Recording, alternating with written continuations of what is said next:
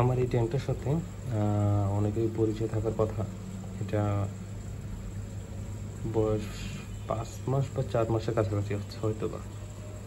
এর আগে একটা ভিডিও দেওয়া হয়েছিল ট্যাঙ্কটা যখন আমি রেডি করি সেই সময়। তারপরে এই ট্যাঙ্কটাতে আমি আবার নতুন করে ফার্টিলাইজার দিই এবং প্লান্টস লাগাই।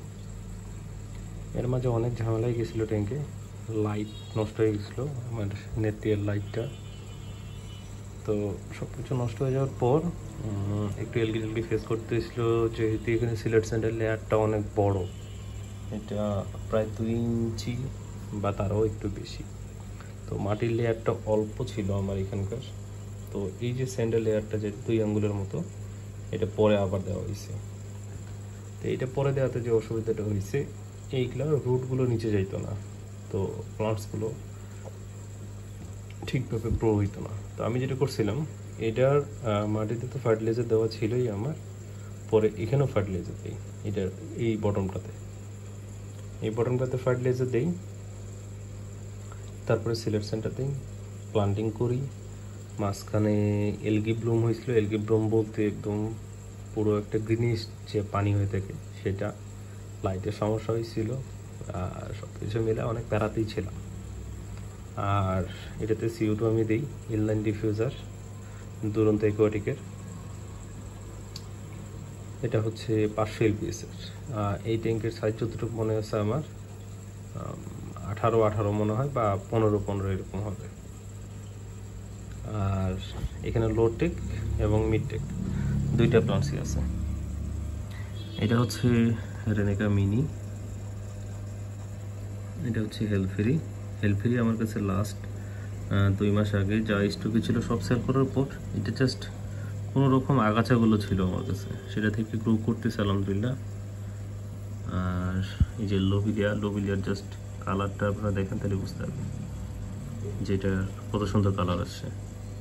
এটা রেড কালার প্লান্টস হওয়ার পরও এটা রেড হবে না, কারণ লাইটের সমস্যা আমার। আর এটা হচ্ছে অ্যামানিয়া গ্লিসারিস, পিছনেরটা রোডেলা এইচারে। তো এখনও কোনোটাতে কালার আসেনি। আর এই ট্যাঙ্কে আমি কোনো লিকুইড ফার্টিলাইজার দিই না, দেওয়ার কোনো রকম ইচ্ছাও নেই, যেভাবে আছে এইভাবেই থাক। তো এই ট্যাঙ্কটা নিয়ে আজকে ভিডিও এই কারণে করলাম যে ফার্টিলাইজারটা আসলে খুব জরুরি, বা একটা ট্যাঙ্ক আপনি কীভাবে মেনটেন করবেন সেটা নির্ভর করবে আপনার উপরে, যে আপনি এটাতে কতটুকু দক্ষ। প্লান্টস আপনার মানে কিনা একটা ট্যাঙ্ক রেডি করা খুব, আমার মনে হয় না আহামরি একটা বিষয়, বাট মেন বিষয়টা হচ্ছে যে আপনি একে ব্যালেন্স করতে পারতেছেন কি না, এটা হচ্ছে মূল বিষয়। তো আমি মাঝখানে ভিডিওগুলো করা উচিত ছিল, আমি ভিডিও কন্টিনিউ করতেছিলাম না, যার কারণে এই ট্যাঙ্কটা নিয়ে আমি ভিডিও করতে পারি নাই।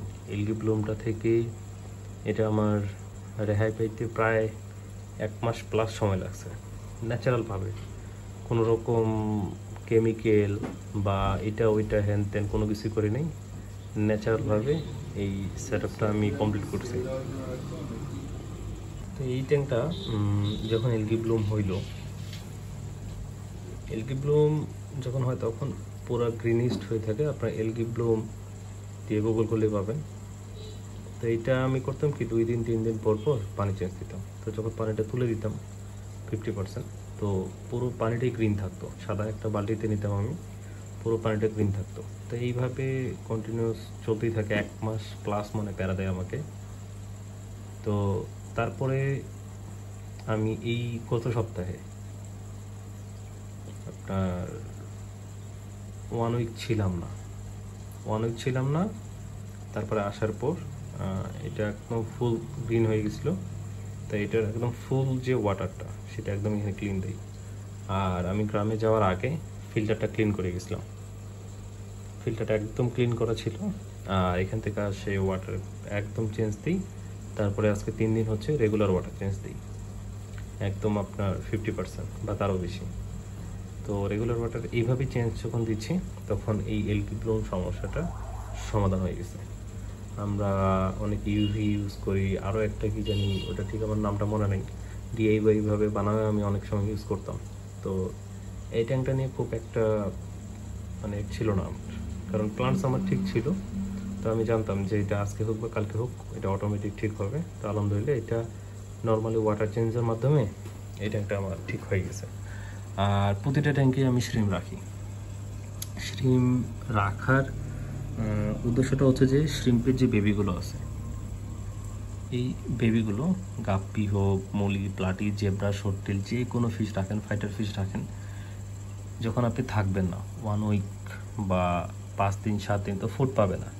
তো হবে কি, এই শ্রিম্পের ছোটোখাটো বেবিগুলো যখন গাপ্পিদের বা অন্য যে ফিশদের যখন খিদা লাগবে, তখন ওরা এমনিতেই একটু সাইজ বড় হইলে ওরা খায় নেবে।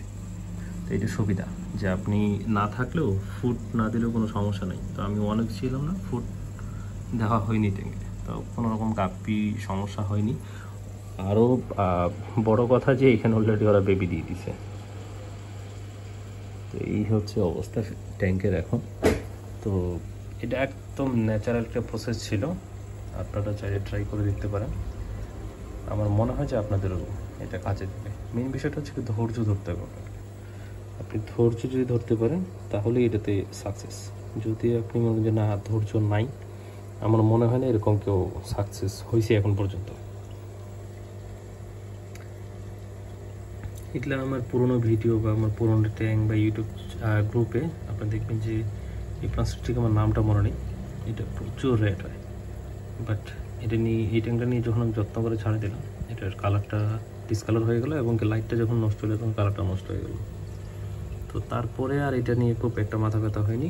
প্লান্টস ভালো আছে, এটাই বড় কথা, যে ট্যাঙ্কটা হেলদি আছে, এটাও বড় কথা।